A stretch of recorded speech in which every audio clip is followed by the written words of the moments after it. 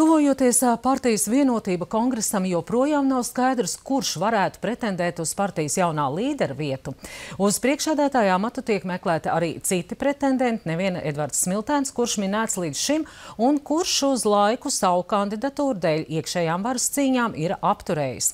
Partijas cilvēki reģionos gan uzsver, nebūtu pareizi atkal priekšplānā virzīt personāliju jautājumu, jo daudz būtiskāks esot jautājums, kas ir pati partija un kāda ir tās jēga, stāsta Liena Baris Sermule.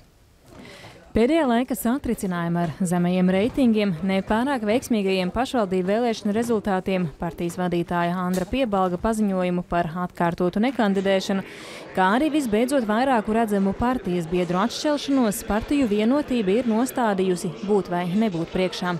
Un to, ka redzējums par to, kā iespējams turpmāk pastāvēt atšķiras, jau pagājušajā nedēļā parādīja līdz šim galvenā pretendenta uz nākamā līdera vietu Edvarda Smiltēna asā nostāšanās pret Saeimas frakcijas vadītāju Solvitu Āboltiņu.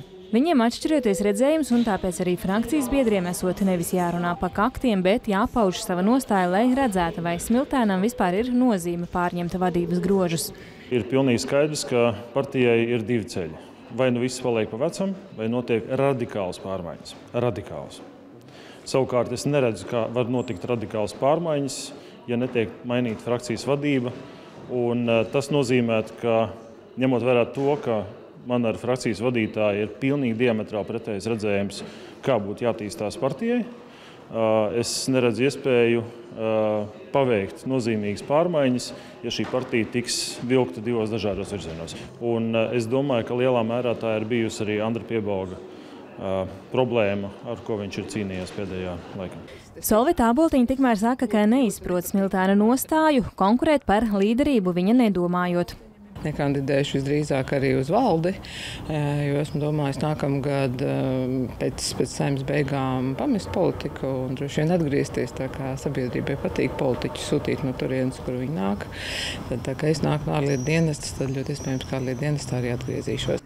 Āboltiņa varētu kļūt par vēstnieci kādā no Eiropas valstīm. Lēmumu aiziet no politikas viņa pieņēmusi jau agrāk, redzot attieksmi sabiedrībā, un uzskata, ka viņas loma vienotībā šobrīd tiekot pārspīlēta.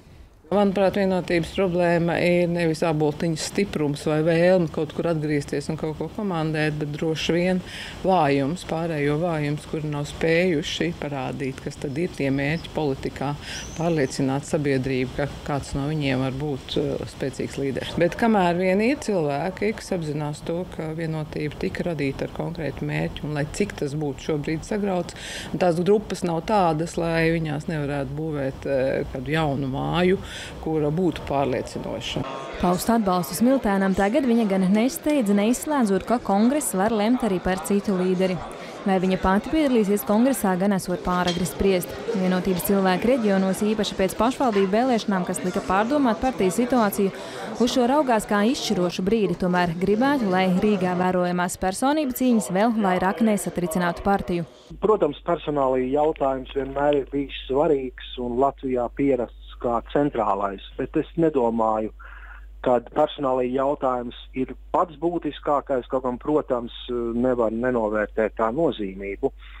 Es domāju, ka partijai būtu kongresā tomēr jārod atkal sava identitāte, un šī laika notikumi politikā, manuprāt, iezīmē robežšķirtni, un, manuprāt, ir tomēr stabilitāte, ko mēs visu laiku esam nodrošinājuši valdībā, ir jāizvērtē, vai mēs varam atļauties šobrīd nodrošināt šo stabilitāti un nereaģēt pietiekami asā formā, piemēram, uz oligarhu sarunām vai tajās iesaistīto personu atrašanos valsts amatos.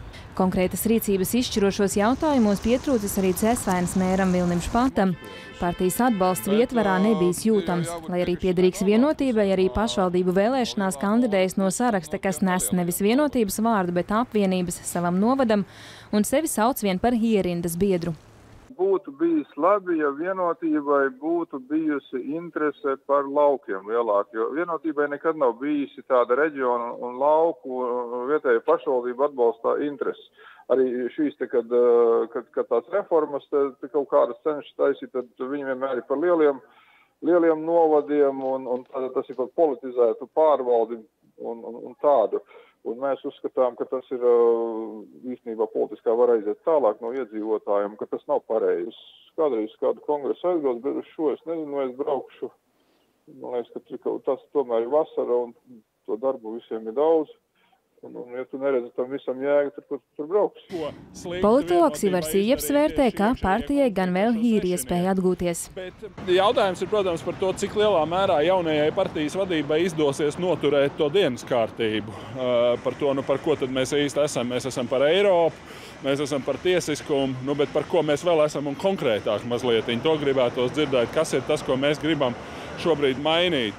Ir pavisam skaidrs, ka Vienotība laikam ir sapratusi tādu lietu, ka ir pieprasījums pēc mazliet jaunākām sejām, vienkārši elementāri, un nevis pēc vienas vai divām, vienkārši, lai smukāk izskatītos, bet patiešām pēc diezgan radikāls līderu nomaiņas, kas daudz maz atbilstu 21. gadsimtam.